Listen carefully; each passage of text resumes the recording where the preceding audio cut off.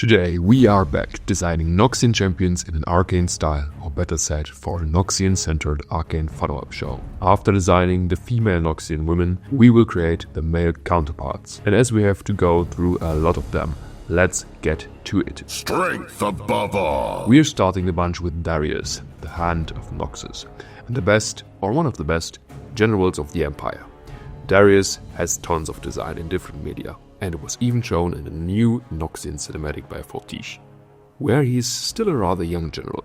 For this video we will age him up a bit, because the show will most likely spend quite some time due to the nature of some of the storylines. Let's talk about Darius and explain a few decisions of the design. The first thing we have to address: in his youth, Darius grew up in the east of Noxus, in a town at the Ionian Sea. He and his reckless brother Draven lived a lot of their young lives on the streets, and eventually they got picked up by the Noxian military, who convinced them to use their daringness and skills to be not street thugs, but for the Noxian Empire. The two brothers and their best friend joined the military. At this point of time, Darius had more scars than an experienced soldier. This is one of the reasons I gave him so many of them. In the beginning, I gave him a broken nose and a cauliflower ear. Darius should really look the part of someone who scraped for his life. Darius became a great general as he served his country for decades, and in an invasion that became ever more pointless and unwinnable, he returned to Noxus to question the point of the northern invasion. He found the Emperor of Noxus, Boral Darkwill, was dethroned by one of his fellow generals, with the help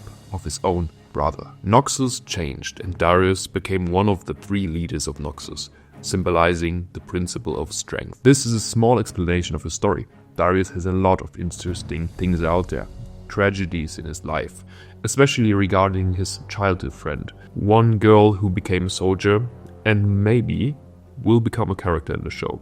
For everyone interested in that story, read the Darius comic. The design should reflect that Darius has gone to more lengths and battles, which wore him out some more, and takes a bit of the cleanliness away. I imagine Darius' hair to be pretty sturdy, like boar's hair, thick and hard to comb. When bite marks got released, I was actually pretty happy with the design that I got already, but I changed some things around to make him more similar to the bite mark Darius. And his face makes him a lot more intellectual, less brute force, which is not too bad for one of the best generals of the Empire. Let's admire me for a bit. Next up is Draven, Darius' brother. Draven was always more obsessed with personal glory. During the Ionian invasion, he fought with Darius on the front lines, but instead of returning to Noxus and continuing in the wars, he became a pit fighter in Ionia. And similar to Vi, his attention was more often than not focused on the bottom of a bottle. This is where Swain, one of the generals who led the Ionian invasion, found him and wrenched him from his meager existence. Draven later on, after the coup in Noxus, during one of the public executions, threw an axe at a fleeing prisoner. This display of skilled cruelty enticed the masses, and Draven became Noxus' new executioner. His displays are always daring, and he often sits in the reckoning pits in Noxus, supervising and partaking in the violent games, to bask in his own reputation. Draven could be an easily manipulated character, as his egotistical desires steer most of his decisions. Draven looks very distinct, with his weird little beard. As the show will take some time in developing the characters, I created several points of time for Draven. They mostly change his facial hair and hairstyle. My thought is that he will adapt some Ionian fashion and hairstyle, or more precisely, the beard style. The coat he wears is Ionian fabric, maybe remembering him of a love lost in Ionia, maybe being a sign to stand out in Noxus. I want to change his headpiece. His current one looks very similar to Shuriman garments and has nothing in common with the Noxian aesthetic. Him being an executioner should somehow connect him to the topic of death, and the god of death is the Kindred, a duality of lamb and wolf, which represent the two sides of death, the accepting way and the fighting way. Noxus culture only reveres the wolf aspect of that deity. Therefore, I wanted to implement new elements of that. First, I tried a black wolf's mouth, which holds a red ruby at the center. But I thought that it looked too round from a shape language and not really fitting the culture. My thought was that Draven would certainly choose some gold for himself, and went back to that part of his design, but changed the headband to something with more angular shape and referencing the blood, sweat and tears wolf pendant that was given to Ambassa. I think Draven could certainly profit from a new model, or at least it would be interesting to see an updated version of him. Death could not break me. Next up is Urgot. He is the former executioner of Noxus. He was a supporter of Boron Darkwill, the Emperor, and was lured away under false pretenses to Sion. There he was thrown into the pits, a prison where the inmates work in a mine. There he was in so much pain and misery that when the Cambarans started torturing him, he was so used to all that pain that he just started laughing and then took over the entire prison. He built a cult about strength and about survival, replacing his weak body parts with machinery, and now he is the new Terra in Sion. While I think his current design is absolutely perfect, today we want to focus on his look as a Noxian executioner. What we know about his design, we can only trace from his altered state. There's a rough head form, but one of the most important features about him is that he is giant in stature. If you look at his size in contrast to the one who edges the scar into his arm, well man, this boy is pretty huge. I designed him to look well groomed, but still a bit wild. That grey eyes, someone who's absolutely sure of himself and what he does. His beard is held with an angular metal piece. I wanted to give him a similar headpiece to Draven, but in a typical metal fashion that is often used in Noxus. It was important to me that he looks very healthy, no intense hair loss and a decent skin color. This makes the changes which are caused by the Zonite pits even more cruel. Eventually, I added a new look for him, some ceremonial gear he would wear during the executions, something intimidating that mirrors his later appearance. Noxian strength is a lie. Let's continue with another champion from the Ionian invasion, Kayn, the Shadow Reaper. He was a young boy, a child soldier, who was sent to Ionia to confuse the Ionian defenders, who did not fight back against children. He was later found at the shores of Ionia by a master of the Shadow Order.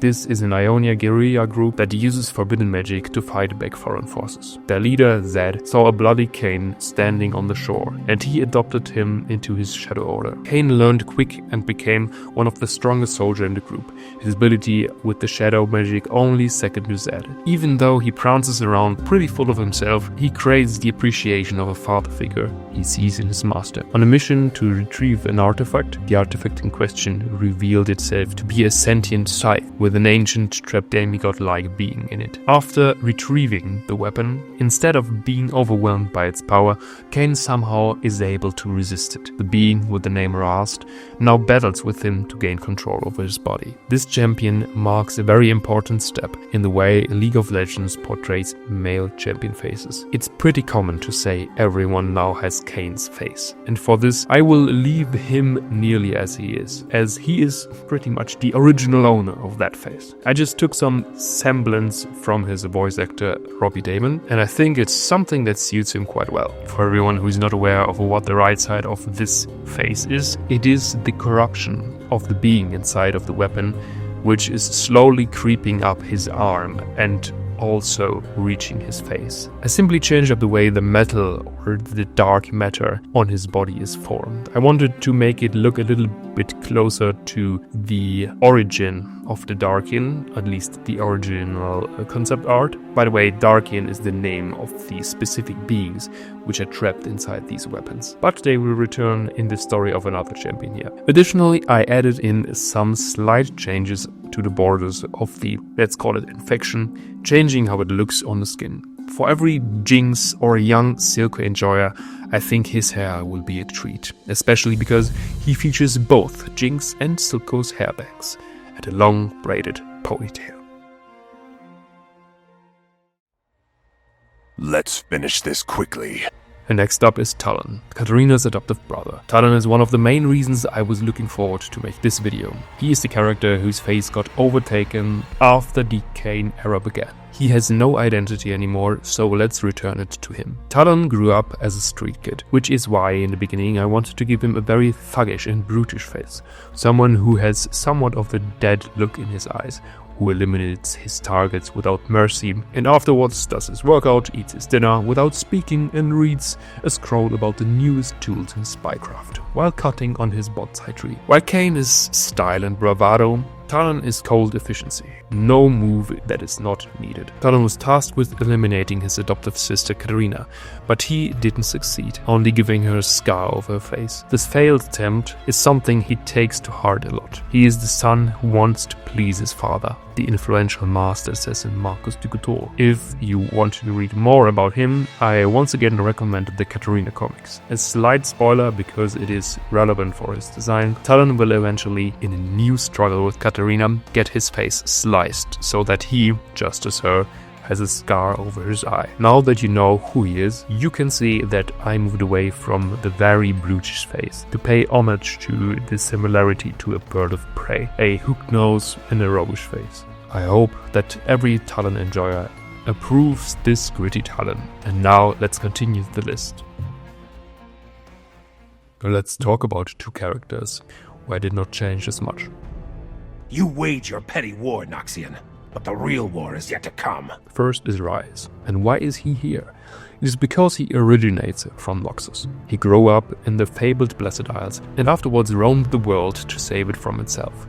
Ryze is pretty much Gandalf, knowing many and being known by few. He's the old grumpy wise wizard who lives to prevent evil. Main cause he works is to collect and protect the world runes, celestial tools that were used to create the world, and when used by humans, being able to destroy entire nations. From a power level, those things are most likely several times as powerful as the anomaly in Arcane. In the beginning, a lot of people speculated that he was the old man who gave Jace the stone, and for good reasons. Ryze has runes all over his body. He can do exactly what the mage in the beginning of the series did. Now the big difference in Ryze is that he has blue skin, a reaction of his skin interacting with the magic. Runic magic can have several changing properties on the body, but it certainly does not create a human-sized blue smurf. So, what I changed is that the constant use of magic changes him. Maybe just when he uses too much, maybe his body acclimates to the magic. And for our next one, you thought Vander became a monster? Meet Sion. Rest is for the living. A brutal Noxian barbarian who died while crushing the Demacian king, whose crown is now stuck to his jaw. To implement Sion, we should probably have to understand who he was as a man, so that sometimes, similar to Vander, parts of him can come out. This is something that should either be explored through the Black Rose or through some great-great-grandchildren if he had some. The reason why is because the Sion lived several hundred years ago, but he is not lost to time. Noxus uses his body as an undead soldier on the battlefield. This coloss of a man is the nightmare for every foot soldier. Hello, my darlings. Next up is the Crimson Lord of Vladimir. Vladimir grew up on a foreign continent. He was of the royal family Volkala-Hekari, the ruling family of Kamavor. The cruel reality of his life was that he was given as a ward to the Darkin Lord of Shurima, godlike warlords that dominated the populace. The Darkin had once been noble defenders of the empire, but after catastrophic events and the fall of the emperor, the empire broke into factions. The Darkin had achieved the ability to manipulate blood in a magic known as blood magic. Vladimir, instead of being a mere slave, was tasked to return to Kamavor and defeat his father. He gladly took the opportunity and brought his head to the Darkin. As we know, the family continued to exist and eventually dominated most of the continent. Pleased with his present, his dark master taught him blood magic, and in the years to come Vladimir even supervised the Darkin's people. When the twilight of the gods came and the Darkin were defeated, Vladimir already found a way to defeat his master. And so he ended him, and during his triumph took so much power from him that he restored his body further than should be possible. He became a unique thing, able to reshape his body, but not his mind. Vladimir's earliest memories lie in shadow, as his mind is not able to contain the memory of the ages. His halls are filled with written stories of his life, so even if he forgets, all his knowledge is not lost. But now, how did he end up in Noxus with a Blanc? After defeating his master, he traveled the world. He traveled to Helia, an island of knowledge, also known as the Blessed Isles. He learned more about magic. But then he came to Noxus, and there were stories about a blood-crazed mage terrorizing the land. Tributes were paid, and the young were sacrificed. The cruelness he had learned under the Darkin was not forgotten. There in his lair, a pale woman approached him, and together they weaved dark magic, and a black rose was created. From then on, the two weaved the fate of the region. Personally, the new design, big fan.